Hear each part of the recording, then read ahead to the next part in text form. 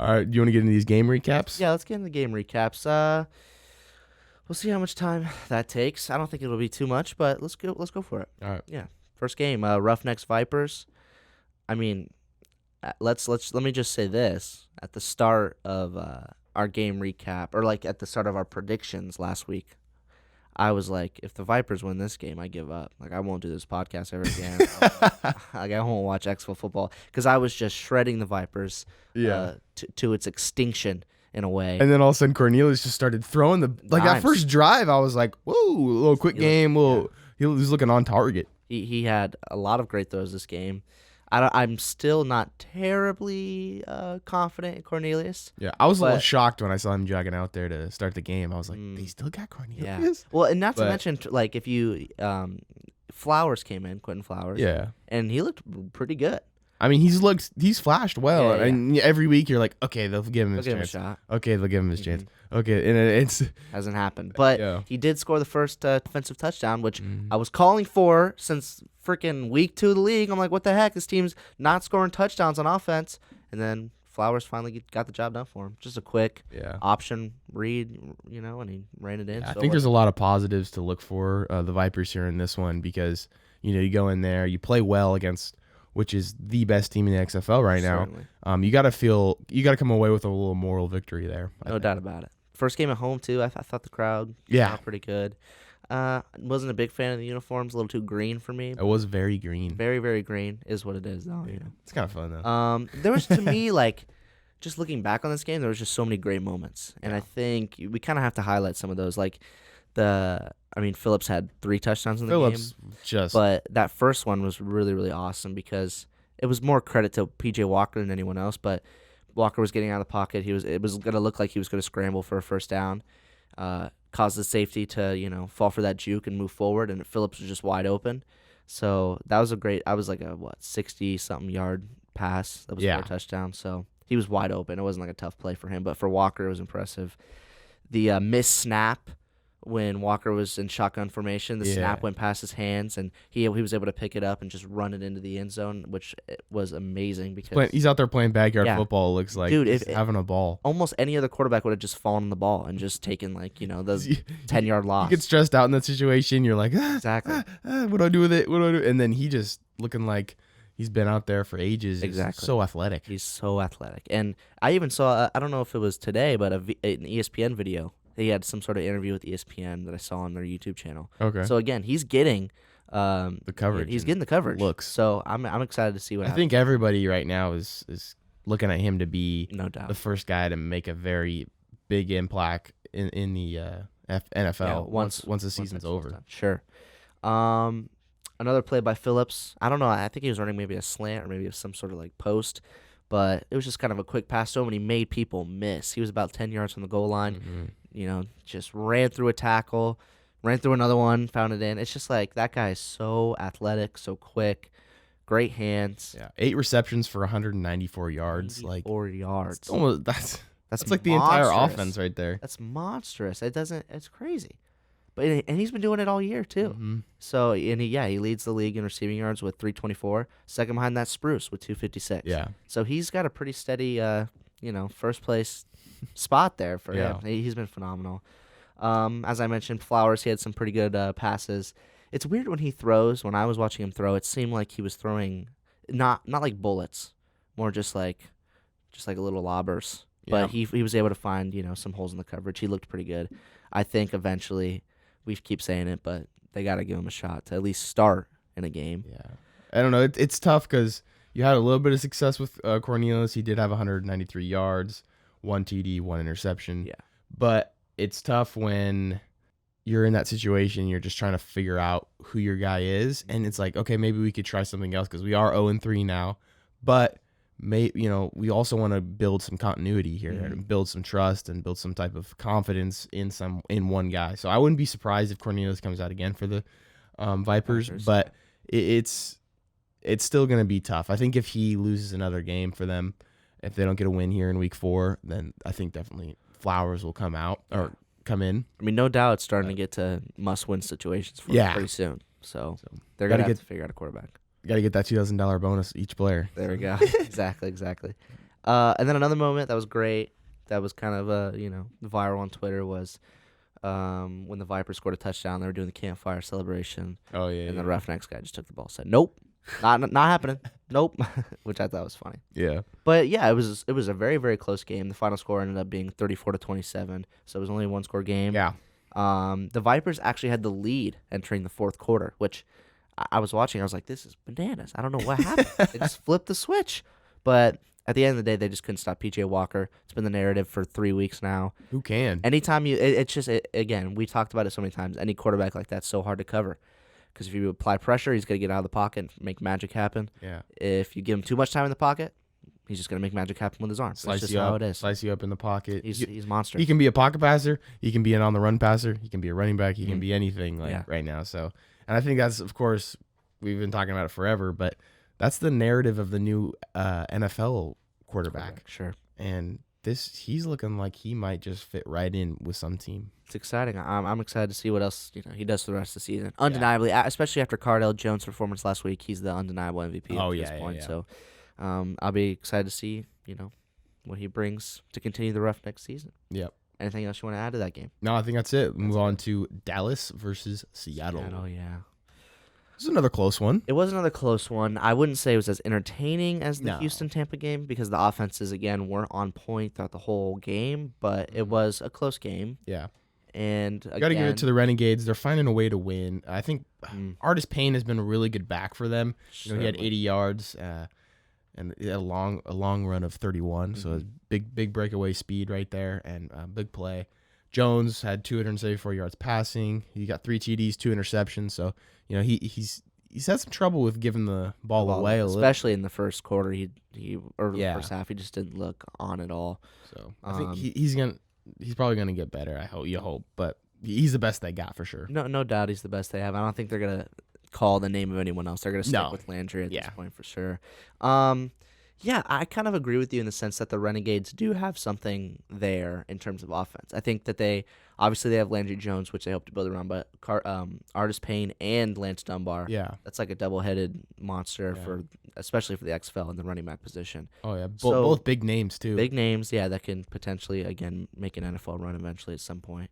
Yeah, of course, Artis Payne, he was on the Carolina Panthers for a while, but yeah, I believe Dunbar was in the NFL too. Before. So those experienced backs. And I think once the offense gets clicking, like this is going to be a really tough team to beat.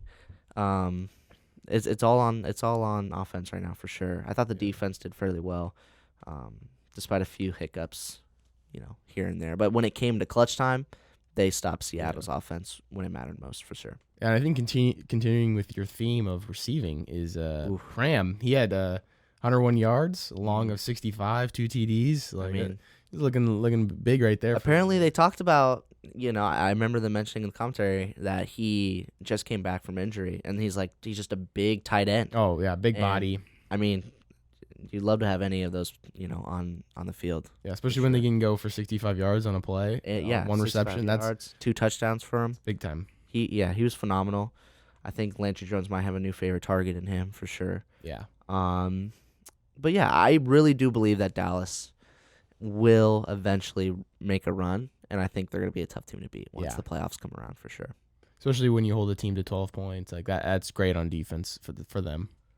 Yeah, there is one play I want to highlight, and it might have been my favorite play of the week because it was just so bonkers. Kind of highlighted the double forward pass, which we actually saw quite a bit of this week. Yeah, I saw a few double forward passes. People are starting to get a little innovative. Yes, no doubt about it. But this one was an accidental. Jones's ball was batted out of the air, and somehow it ricocheted off of 3 people, and it landed right back into his hands. And in the NFL, I was even watching. I was like, oh, well, you got to run. But in the XFL, you can throw it again. And he found a wide open target, so it was just it was just the funniest double forward pass. I think it's the best when you look at it and you just think it's some type of backyard football type play, and you're like, was that scripted or was that real? Watching that just doesn't seem legal, but it's something we just have to. Yeah, what you can do that? Yeah, it's hilarious. But other than that, and I talked about in the first half, I feel like Brandon Silvers had probably the best half of his career in the first half of this game. Mm-hmm. I feel like he was really, really on point. He didn't throw that interception until a little bit later, and he's been a little bit prone to throwing interceptions from around the game. But I thought overall it might have been his best game of his XFL career. It's just he couldn't get the offense rolling at the end of the game, which was, kind of the downfall for the Dragons at the end of the day. Yeah, I think for sure when you look at Silvers, 204 yards passing, 2 touchdowns. He did have the 1 interceptions like you noted. And I think that he's still learning and still becoming like a developmental type of guy. But the coaching staff there is doing a great job of like putting their faith in him and keep urging him along and get better and get better. And I think Seattle's yet to play their best game. And I think you're going to see that in as soon as this team starts clicking and clicking and clicking more. I can definitely see that happening too. And yeah, I think you're spot on with that in terms of them not losing faith in him. Yeah. And I think that's important too, because obviously that reciprocates with the team as well. The team's going to hold their faith in him moving forward also, if the coaches are. That's something that the Guardians or the Vipers don't necessarily have at the moment. No. So I definitely agree with you on that. And then Seattle, again, good home crowd back at home. Yeah. It was great, and defense was really solid throughout the game as well. We talked last week about Marcel Frazier. He was the D lineman that was able to make that interception yeah. Like a few feet away from the quarterback. He made another great play in this game too. I don't know what happened. I guess maybe it was a missed block coverage or something, but all of a sudden Frazier was like, once that ball was snapped and Jones was about to throw the football, he was right in front of him and he just batted it out of his hand. So I was like, this guy's getting like highlight defensive plays every week. It's fun to watch him play. Yeah, I think that's a big thing too. With something I noticed in the XFL as opposed to like the NFL is pass rushers, right? Mm-hmm. People who can go get the quarterback. Yeah. And I think because we still only have a high from week 1 of the safety from the Guardians who had that 2-sack performance. That's been the best of the best yet. Yeah. So we got to find ways on defense for these guys, and I think that's where you're seeing a little bit of talent drop off from the NFL, is because if you can get a guy who can rush the passer well, boom, he's immediately going up, because that's what teams need at that level. And I think that if some of these teams can start developing some of these pass rushers and these players can keep getting better and better and better every week, that's where you're going to start seeing a lot of that turnover to the NFL of these players who can just rush the passer really well, and these defenses can start getting better and better and better. You're definitely on board with that in terms of talent wise. The lack of defensive talent in the XFL is pass rushers. Not only honestly, if you look at like the leaders in tackles, the top 5 just have over 15. Yeah. So it's like, I don't know if that's like a very general tackle, like maybe it's just solo tackles. If that's the case, then that's pretty impressive. Yeah. But I'm assuming it means total tackles. So, and then, you mentioned sacks. A few players only have 2, but no one has more than 2. Mm-hmm. And then interception-wise, there's only 1 player with 2 as well. So there's definitely, which again, it's so funny because we talked last week how offense might be the problem. Because it's just not really clicking, but I don't know. What 1 week can change, huh? Yeah, we're talking about different tale of 2 weeks right there. Yeah, but overall, Renegades Dragons. I don't know. I think the Renegades are going to make a push, and I think the Dragons are kind of one of those teams that might be able to sneak into the playoffs. But I agree. I think if they continue to mold that team, that the Seattle Dragons are going to be good. Yeah, entering the playoffs for sure. All right, next game. Battlehawks Guardians. This is actually this was a pretty fun This was game a fun game to watch for me, because what did we see? We saw our very first. Yes. It was history in the making. Oh, man. Kickoff return for a touchdown. Yep, that's We've what it been was. waiting this whole time for this because we thought it's probably going to be so much easier to get a kickoff return for a touchdown. Yeah. We had to wait till week 3 to see it, and we had to wait, and it wasn't just a simple, It's trickery. Running it through. That's what I was saying this whole time. Like, we got to find a way to have trickery, some type of thing to be able to do it, and... Micah, you said it week 1, and when we talked about kickoffs, I remember. We were like, this is going to be an innovative way that the NFL might be able to bring this in and change the kickoff system for them. And then you said it also leads to more creativity. And I immediately thought of that when I saw that play. I was like, my boy Micah with the... I think we saw it was amazing that they did that, but it was all over the XFL. A lot more creativity. Sure. The rules give you opportunity to be way more creative on offensive plays. Yeah, no doubt. And I think the Battlehawks, that whole end-around sweep was just super cool. Oh, it was awesome to watch for sure. And it was also, to me, like, immediately what hit me watching this game was that St. Louis crowd. Oh, obviously they were amazing. And, obviously they mentioned it in the thing. They haven't seen professional football in 4 years when the Rams moved to L.A. from St. Louis. So they've been waiting a long time for this. They came out in full force, and it was pretty cool to watch. It felt real. Like when I was watching it on TV, it felt like, oh man, this is like this is legit. And unlike the Vipers, I loved the Battlehawks home uniforms. Those home uniforms, the Royal Blues. That might have. I was about to tweet it out too. I was like, they might just be my new favorite uniform. The Royal Blue looked amazing. I totally agree.